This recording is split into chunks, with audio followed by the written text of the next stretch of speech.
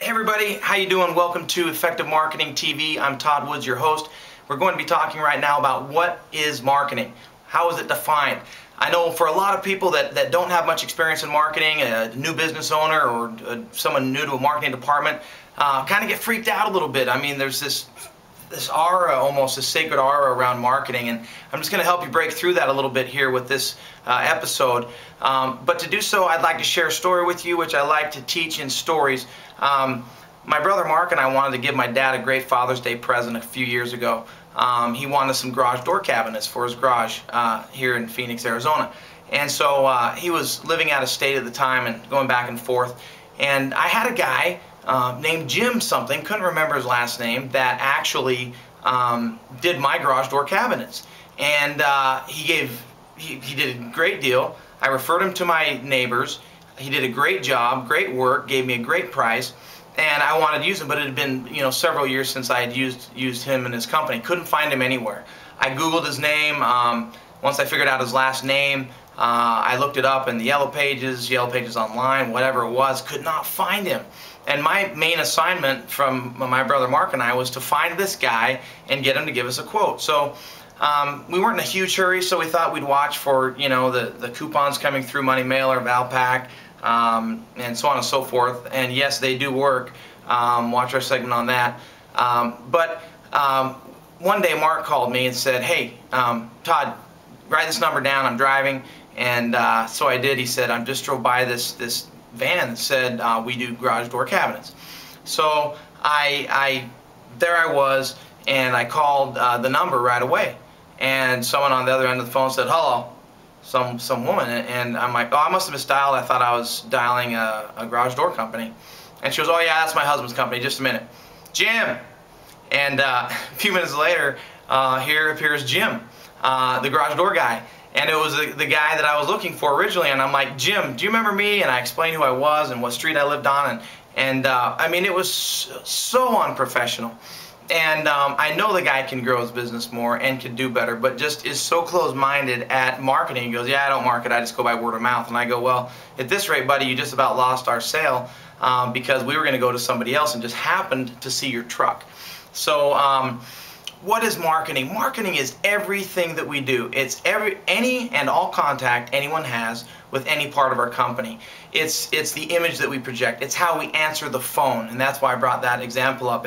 Because I wasn't very impressed, and had I not done business with them before, I would have hung up before Jim even picked up the phone. But I knew he'd give us a good deal and do great work. But how we answer the phone. Our very first impression, the type of commercials we do, the type of advertising we do, and marketing we do. Marketing is the logo that we wear around. It's the way we dress. It's the way we present ourselves. Yeah, it's our brochures. It's our business cards. It's our door hangers. It's also whatever ad we put in the newspaper, radio, television, whatever it may be. Marketing is everything that we do. It's every contact a person has with our company. So if we can train our employees and remind everybody from the moment that the phone is answered to the end of the sale, the follow-up after the sale, the newsletters that we're going to be sending out, the text message marketing we're going to be doing, post-marketing to these customers, it's everything that we do. As I mentioned before, a lot of my business history is in Jamba Juice as a 5-store Jamba Juice owner. And people to this day, although that started back in 1997, people to this day call me Jamba.